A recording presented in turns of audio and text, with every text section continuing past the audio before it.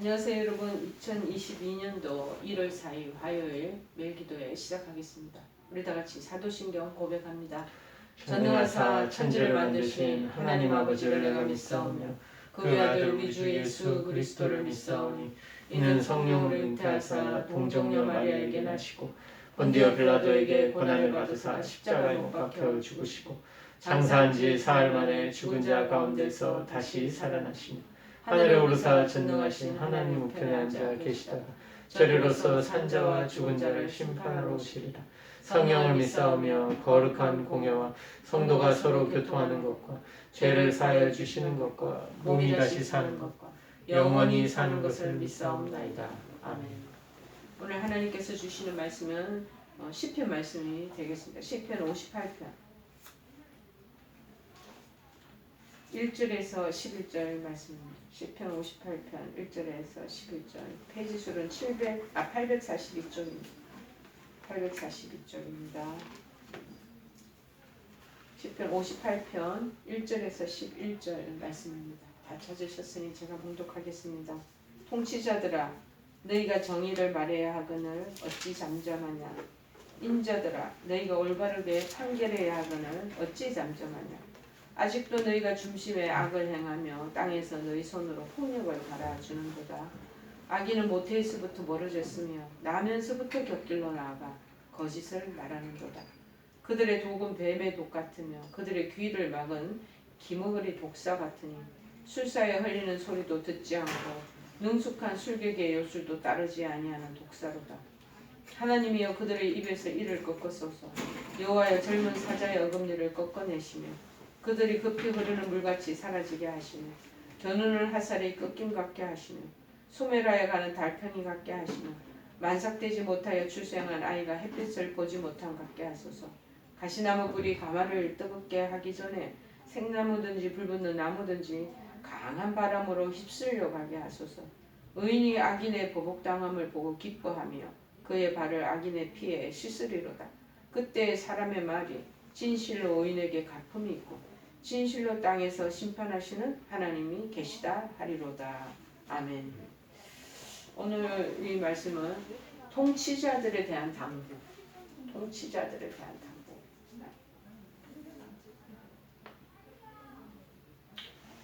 여러분 그동안 너무나도 많이 무고한 사람을 죽여왔던 대표적인 사람은 우리 아돌프 히틀러를 들 수 있을 것입니다. 히틀러는 자기가 수많은 사람을 죽이고 그렇다 보니 사람이 다 양심이 있지 않겠습니까? 그래도 자기는 앞으로 어떻게 죽을 것인가 이 죽음에 대해서 상당히 불안해하고 걱정을 많이 한 것 같습니다. 그러던 어느 날 그는 주변 인물에게 자신의 운명을 알만한 그런 사람이 없는가를 수습을 했다고 합니다. 그러자 누군가가 답변하기를 매우 신통한 점술가가 점성가가 있습니다. 자, 그는 독일에서 가장 뛰어나며 그의 예언은 지금까지 한 100% 적중을 해왔습니다. 그러니까 예언이 그냥 거의 확실시 되는 거죠. 그죠? 마침내 고민하다가 히틀러가 이 점성가를 불렀습니다. 이 점성가는 히틀러의 운명에 대해서 한참 동안 눈을 감고 생각한 끝에 이제 입을 마침내 열었다고 합니다. 당신은 유대인의 축제일에 반드시 죽을 것입니다. 그렇게 답변을 했다고 합니다. 그러자 히틀러가 또 궁금해합니다. 그렇게 애매하게 말하지 말고 구체적으로 한번 말해보시오. 그래 유대인의 어떤 축제일일까요? 그렇게 묻습니다. 그랬더니 이 점성가 글쎄요. 다만 한 가지 확실한 것은 당신이 언제 죽든지 그날이 곧 유태인의 축제일이 되지 않겠습니까? 우리 도처에 악이 되어내는 날 그날 또한 우리 성도가 기뻐할 날이 될 것입니다. 여러분 유태인이 당신이 언제 죽든지 그날이 곧 유태인 축제가 돼요. 유태인은 워낙 많이 죽여가지고 당신이 죽는 날 유태인들이 막 그때부터 축제에 방파레를 터뜨리지 않겠습니까? 그렇게 답변했다고 합니다. 참 지혜로운 답변이겠죠. 우리도 도처에 우리나라 또 세계 각국에 악이 도사리고 있잖아요. 악이 제거되는 날 우리 믿음의 사람들도 크게 기뻐할 날이 되실 것입니다. 지금 우리나라는 몇 달 안에 곧 있을 대통령 후보들의 이제 최종적인 선거날을 앞두고 정계에서는 엄청 모두가 분주한 가운데 있고 국민들은 또 누가 선택될는지 아주 그 기대감이 무척 큰 상태입니다. 자, 그러기에 우리 어떤 공동체나 한 나라를 통치하는 권세 크게 두 가지로 나눌 수 있다고 생각이 듭니다. 첫째는 뭐냐? 하나님께서 정하여 주신 바른 권력이 있다는 거. 하나님께서 정해주신 권력자가 있다는 거. 저는 누군가는 모르지만 마음속에 아까 말씀을 이렇게 정리하면서 그 사람이 복되었으면 좋겠다 그 마음이 들더라고요. 왜냐하면 이제 이렇게 흐름을 겪다 보니까 그분은 어머님도 믿음의 권사님이기도 하고 본인은 믿음을 잘 안 가졌었는지는 모르지만 그렇게 믿음의 뿌리가 있더라고요. 그래서 혹시 하나님이 그분을 세우시려나 또 그런 마음으로 혼자 제가 유치해 봤습니다. 로마서 13장 1절에는 이렇게 말하죠. 각 사람은 위에 있는 권세들에게 복종하라. 권세는 하나님께로부터 나지 않음이 없나니 모든 권세는 다 하나님께서 정하신 바라. 하나님께서 다 권세를 정하신다는 거죠. 둘째, 하나님께서 정하여 주신 권세가 있는 반면에 또 다른 그 반대 세력이 권세가 있다는 거예요. 사단이 부여한 비정상적이고 불의한 권력이 있다는 거 말하고 있습니다. 요한계시록 13장 1절 2절에 보면 이렇게 말합니다. 내가 보니 바다에서 한 짐승이 나오는데 뿔이 10이요. 머릿속에 한번 상상을 해보세요. 뿔이 10개래요. 머리가 7개.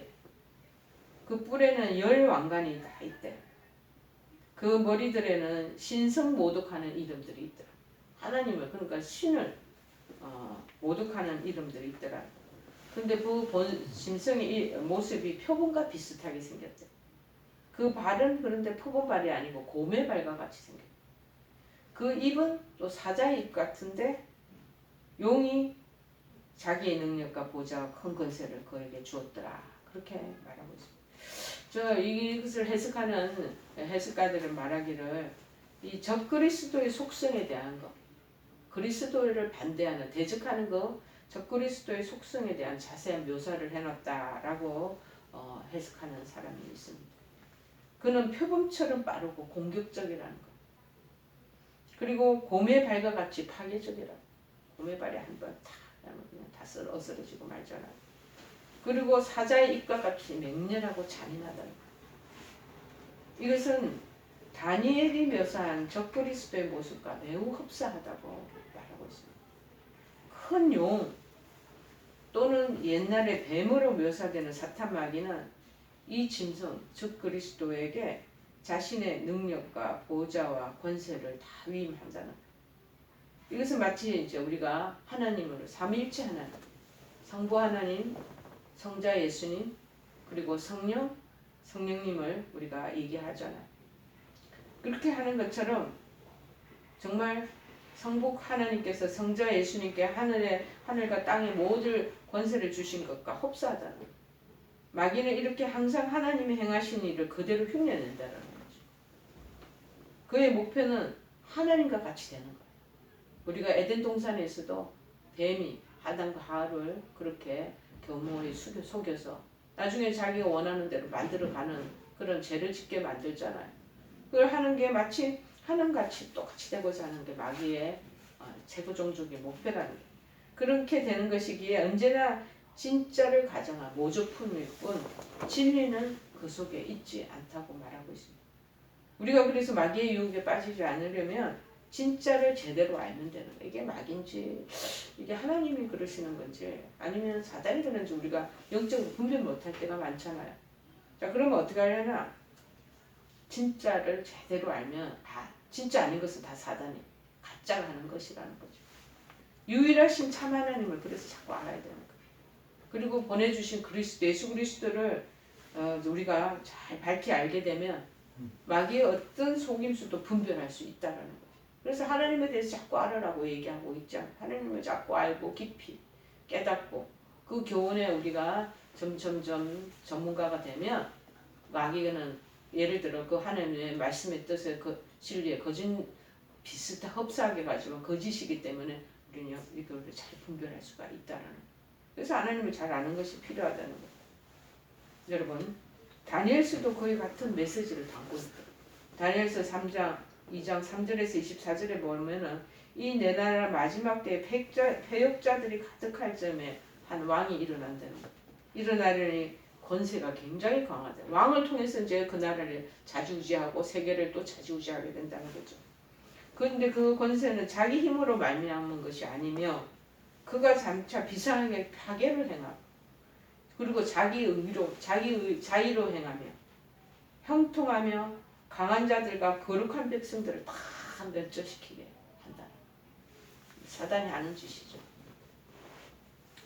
자, 그러기에 일반적으로 국가의 위정자가 되면 늘 자신을 돌아보는 것이 필요하겠습니다.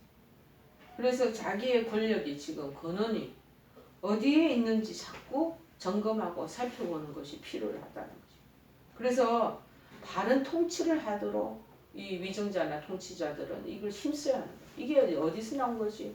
이게 내 것인가? 아니면 지금 내 주변에 있는 신복이 나한테 가르쳐준 대로 내가 흘러가는 것인가? 하고 그걸 늘 분별해요. 그래서 지금 잘못 분별 내가 해서 걸어가면은 걸어댄 길에서 빨리빨리 되돌이킬 수 있어야 된다는 거예요. 오늘 본문은 일반적으로 통치자들을 참수하는 내용으로 가득 차 있는 그런 내용입니다.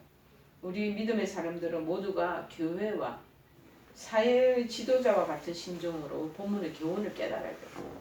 그래서 바른 통치가 성립되도록 우리가 기도해와야 된다. 그래서 나라와 국가를 위해서 위정자들을 위해서 우리가 기도 시간에 그렇게 기도를 하잖아요.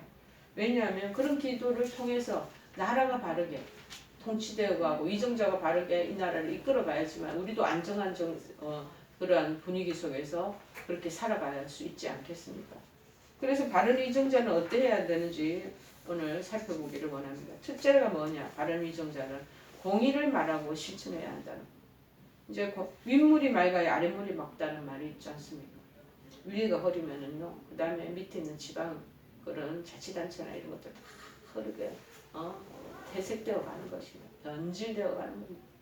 누구보다도 이 사회의 위 지도자, 위정자들이 먼저 정직하게 공의를 실천해야지 그 사회가 공의롭게 될 수 있는 것을 잘 나타내주는 말이죠. 여러분, 이 통치자들, 위정자들에게는요, 바른 법을 만들고 또 그거를 실천하고 거리낌이 없이 떳떳하게 판결이 이루어지는 그런 사회를 만들 책임이 있다는 것입니다. 한 사회의 소시민보다는 위정자들이 각기 아모스 선지자가 말한 대로 그렇게 정치를 이끌어가야 된다는 것입니다. 뭐라고 그랬냐면은 아모스 5장 24절에 말합니다. 오직 정의를 물같이 공의를 마르지 않는 강같이 흐르게 할지니라. 물같이 정의를 하수같이 공의를 흘리기 쉬운 그런 위치, 포지션에 다 있어야 한다는 거죠. 여러분, 기독교인으로서 국가나 공동체를 운영하는 일들 정말 다른 사람이 그 일들을 이끌어 가야 되지 않겠습니까?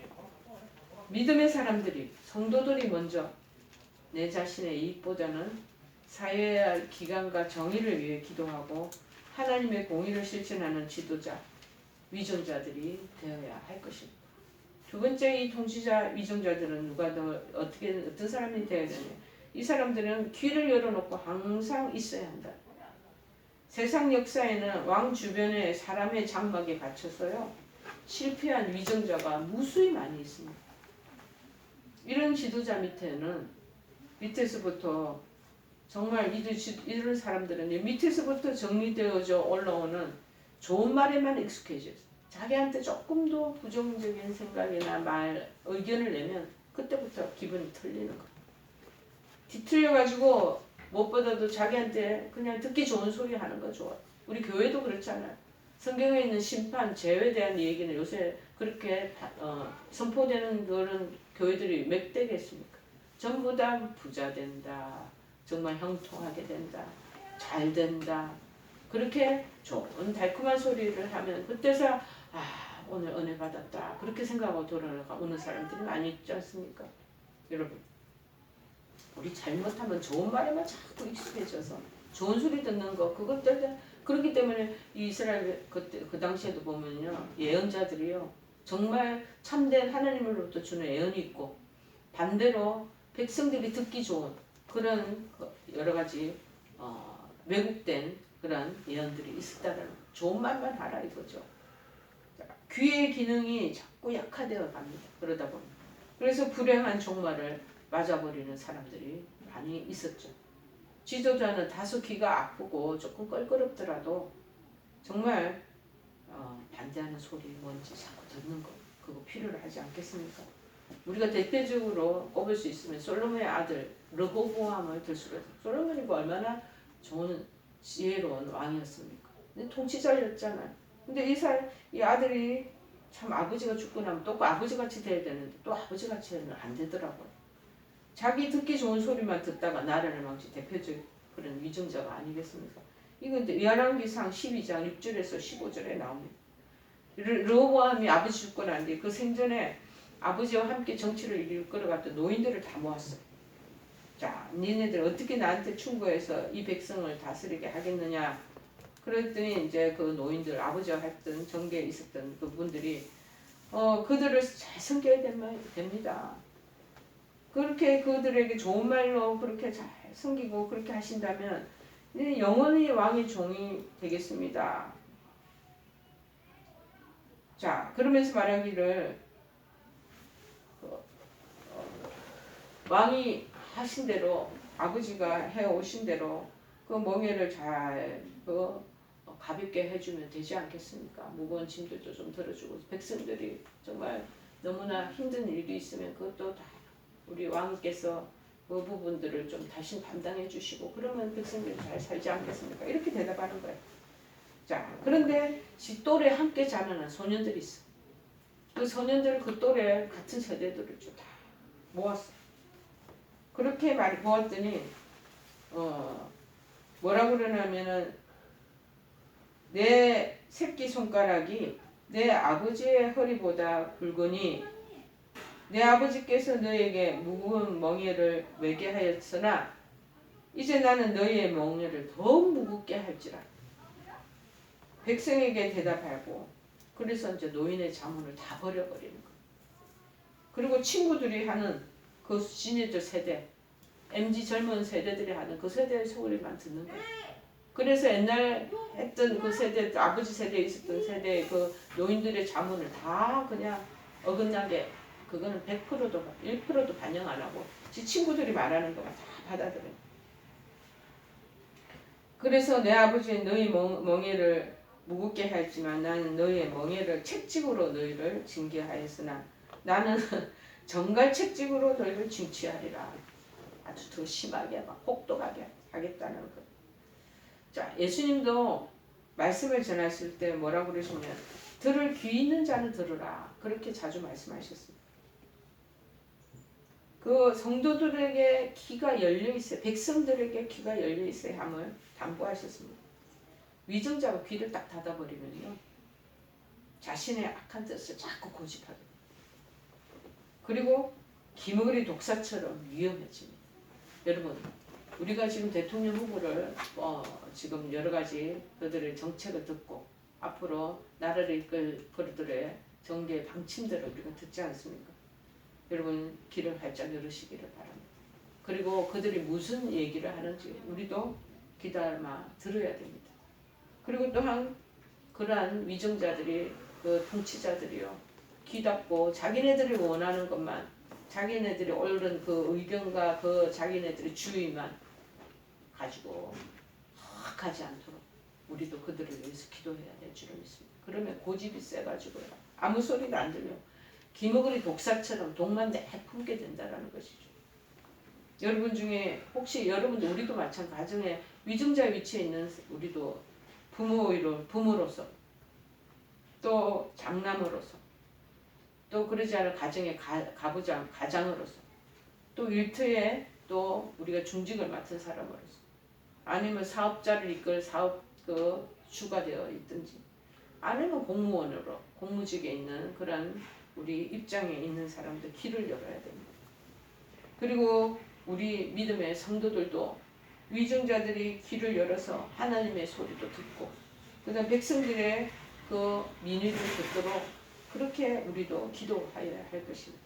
그래서 하나님 권세가 바르게 쓰여져야 되지 않겠습니까? 그렇게 해서 이 나라를 이끄는 그러한 통치자가 되어야 되지 않겠습니까? 아차 잘못하면 우리는 남과 북이 지금 분리되어 있는 상태죠.